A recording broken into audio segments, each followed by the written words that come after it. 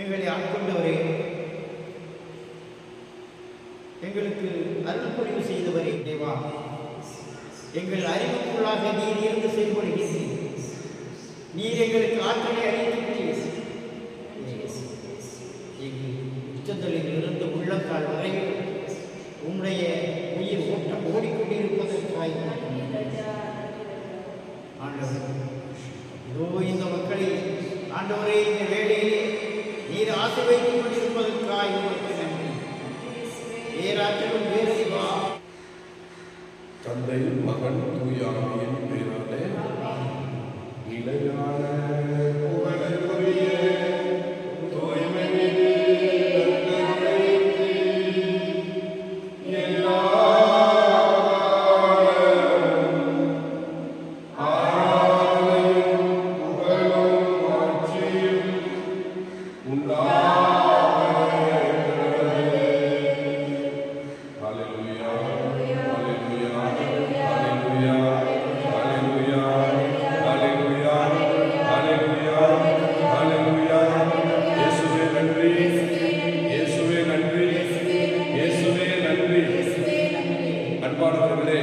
ஆண்டவரை புகழ்வதும் போற்றுவதும் ஆராதிப்பதும் ஆண்டவருக்கு நன்றி செலுத்துவதும் நமக்கு வலிமை. ஆண்டவரை போற்றுவதும் புகழ்வதும் ஆராதிப்பதும் நன்றி செலுத்துவதும் நமக்கு வலிமை. ஆண்டவருக்குள்ள யார் ஒருத்தர் மகிழ்ச்சியா இருக்காங்களோ அவங்க தான் வலிமை உடைய முடியாது. இப்ப நீங்க வலிமை அடையணும் அப்படின்னா நீங்க ஒவ்வொரு நாளும் ஆண்டவரை புகழுங்கள், போற்றுங்கள், ஆராதியுங்கள், நன்றி செலுத்துங்கள், நல்ல பாடல்களை பாடுங்கள். ஆண்டவர் உங்களில் பெரும் மகிழ்ச்சி அடைவார். ஆண்டவருடைய மகிழ்வே உங்களுடைய வலிமை. ஆண்டவருடைய மகிழ்வே நம்முடைய வலிமை. நாம வலிமை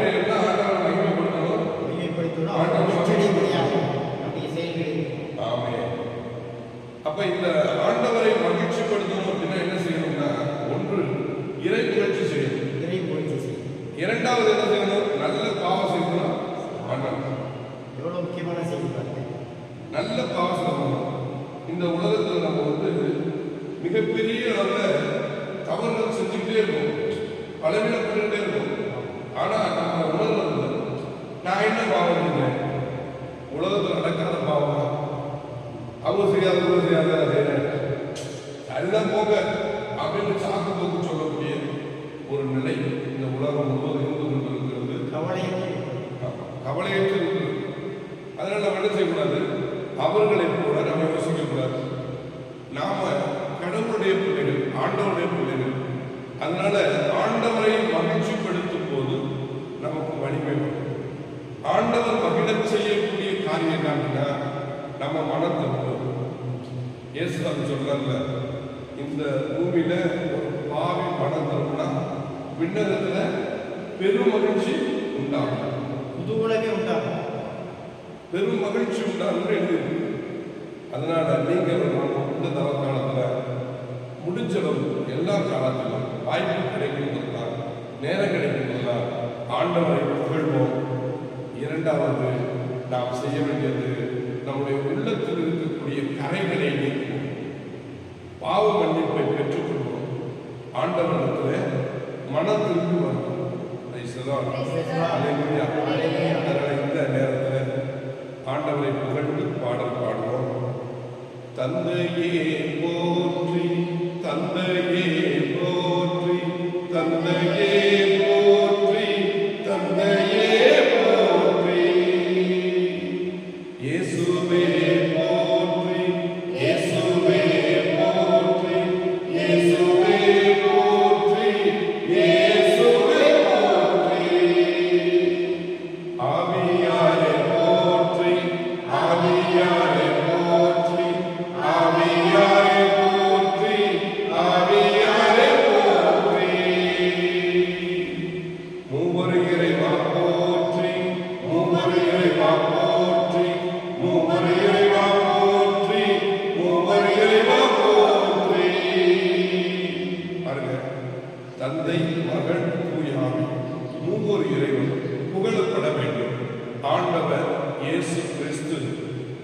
நம்மோடு இருக்கிறார். தூய ஆவியானவர் நம்மை வழிநடத்தி கொண்டிருக்கிறார். தந்தையாகிய இறைவன் உலகத்தை படைத்து உங்களை என்னை படைத்து நம் வாழ்வை பார்த்து ரசித்துக் கொண்டிருக்கிறார். எனவே மூவர் இறைவனுடைய சங்கமிப்பில் நீங்களும் நானும் இருக்கிறோம் என்ற உணர்வோடு இந்த நேரத்தில் தந்தைகளுடைய பண்புகள் அன்பான தந்தையே பண்ணுவோம். அரவணைக்கும் தந்தையே, காண்பவரே தந்தையே, காப்பவரே தந்தையே, தந்தையே போற்றி, இயேசுவே போற்றி, ஆவியாரே போற்றி, மூவர் இறைவா போற்றி. இயேசுவினுடைய பண்பு வார்த்தையான இயேசுவே, வழியான இயேசுவே, உயிர்த்தெழுந்த இயேசுவே, நற்கருணையில் இருக்கும் இயேசுவே, தந்தையே போற்றி, இயேசுவே போற்றி, ஆவியாரே போற்றி, மூவர் இறைவா போற்றி. தந்தையே போற்றி, இயேசுவே போற்றி, ஆவியாரே போற்றி, மூவர் இறைவா போற்றி.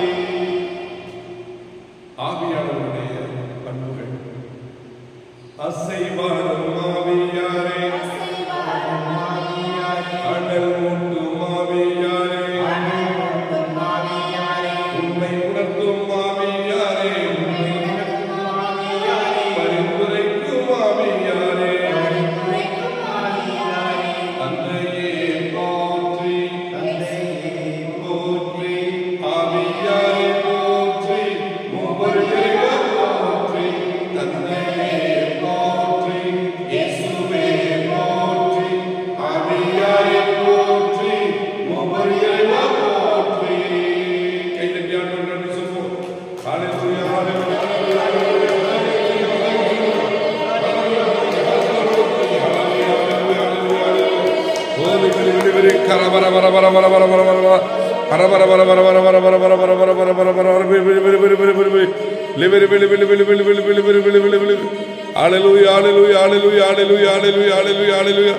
ஆண்டவரை போற்றுங்கள், போற்றுங்கள், போற்றுங்கள், புகழுங்கள். ஹல்லேலூயா,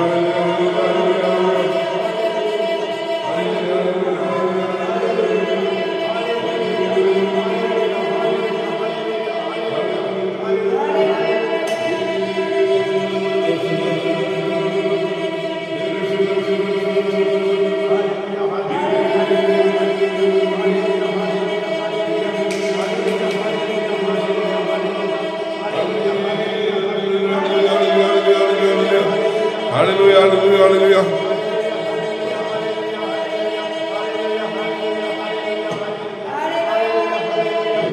எனக்கு நல்லவர், உங்களுக்கு நல்லவர், எல்லாருக்கும் நல்லவர். பாருங்க, என்னுடைய ஆசிரியர் தூய ஆவியார். இறைவார்த்தையுடைய ஆசிரியர் யாரு? தூய ஆவியார். தூய ஆவியானவர் தான் இறைவார்த்தையை குறித்து நமக்கு வெளிப்படுத்தணும். நாம இறைவார்த்தைக்கு விளக்கம் கொடுக்கணும் அப்படின்னா ஆவியானவர் என்ன செய்யணும்? நமக்குள்ள இருந்து செயல்படணும், கற்றுக் கொடுக்கணும்.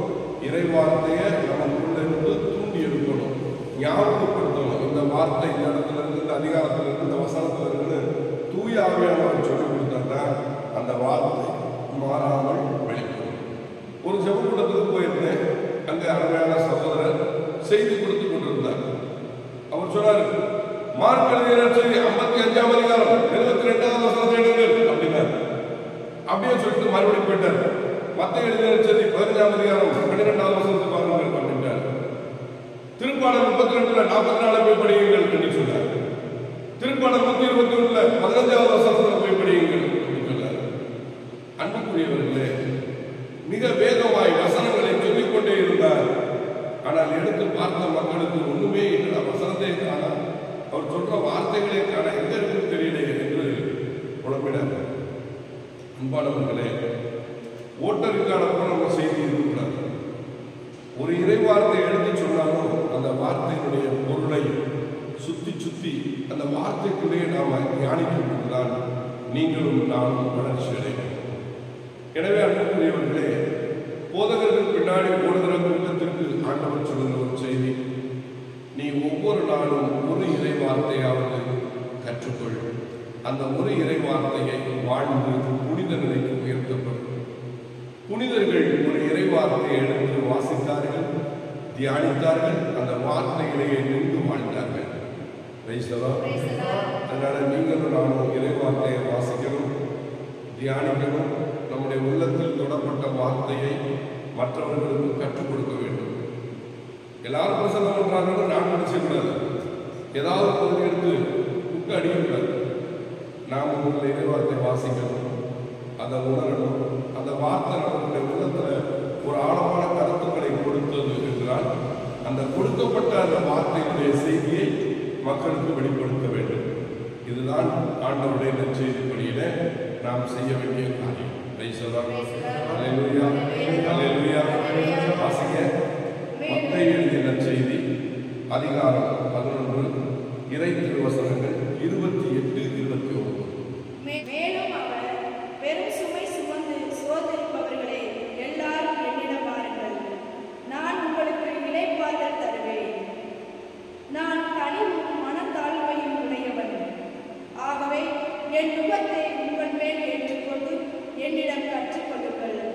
அப்பொழுது உங்கள் உள்ளத்திற்கு இளைப்பாறுதல் கிடைக்கும். என் நுகம் அழுத்தாது, என் சுமை எளிதாய் உள்ளது என்றார். ஆண்டவருக்குள் பிரியமானவர்களே, இந்த அருமையான இறை செய்தியை நாம் இப்போது தியானிக்க. ஆண்டவருக்குள் பிரியமான அன்பு சகோதர சகோதரிகளே, இயேசு தரும் இளைப்பாறுதல்.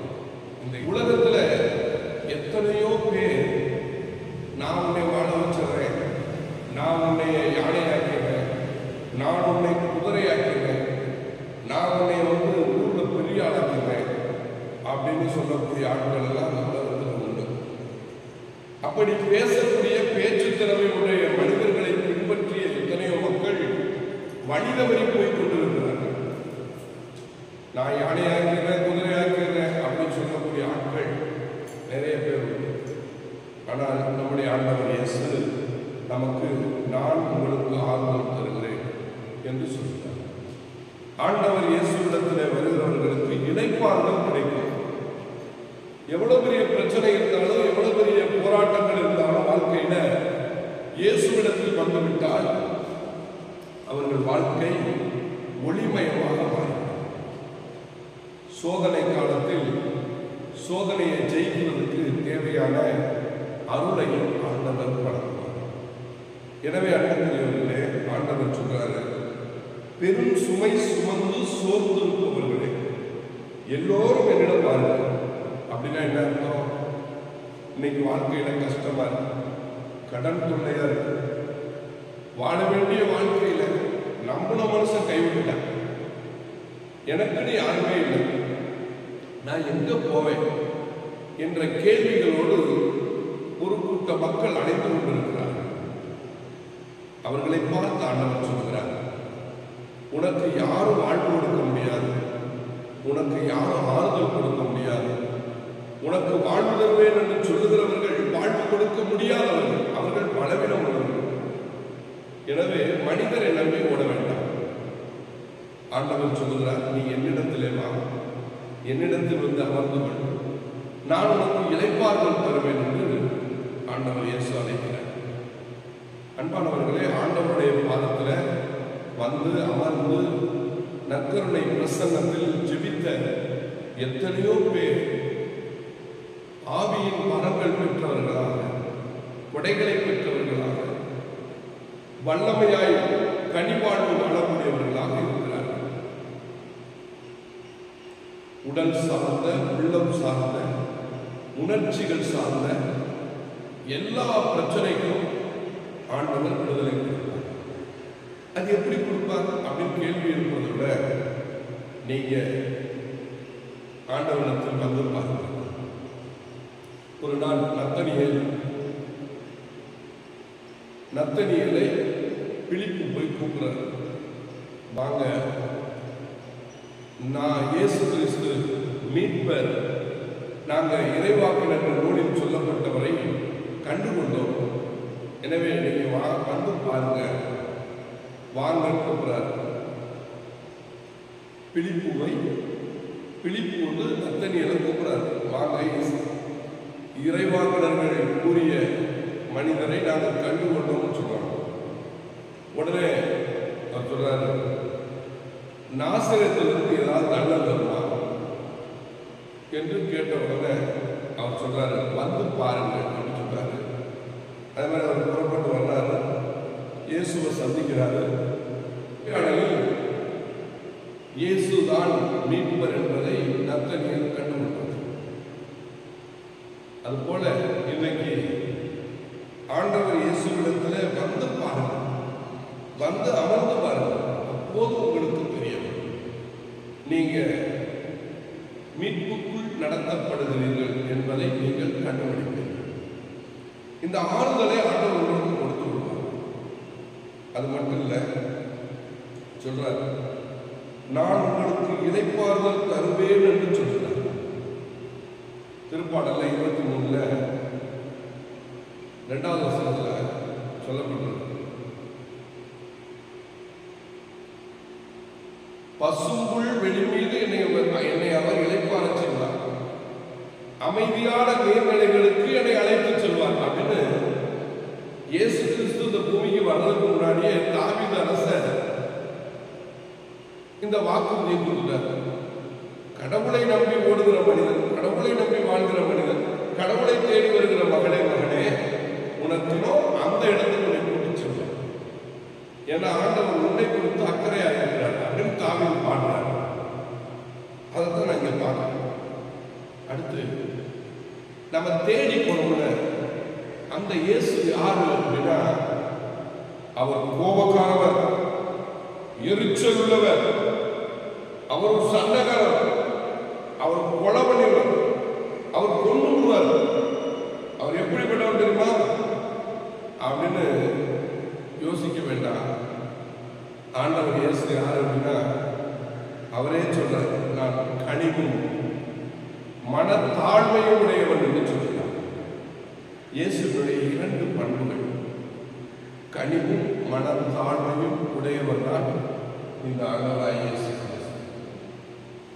அப்ப ஆண்டவரிடத்துல வந்து அமர்கிற உங்களுக்கும் இந்த பண்புகள் உருவாக்கப்படும், இந்த பண்புகள் வந்துவிடும். அப்ப கனிவோடும்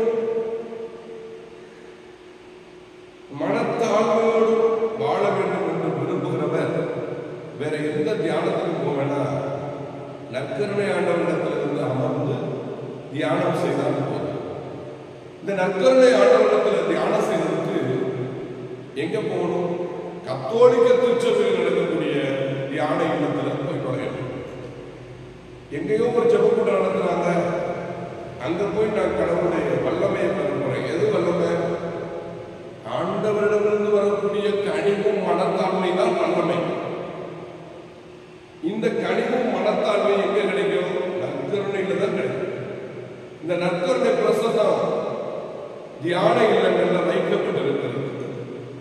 அப்ப தியான இல்லங்களுக்குள்ள போனா, கத்தோலிக்க திருச்சபையில் நடக்கிற தியானங்களுக்கு போனா, அங்கே அருட்தந்தை வழிநடத்துகிற ஊழியர்கள் உங்களை நற்கருணை ஆண்டவரிடத்தில் அமர்படி உங்களை தூண்டுவார்கள். அப்ப நீங்க நற்கருணை பிரசன்னத்தில் உட்காரும் போது கனிவையும் மனத்தாழ்மையும் பெற்றுக்கொள்வீர்கள்.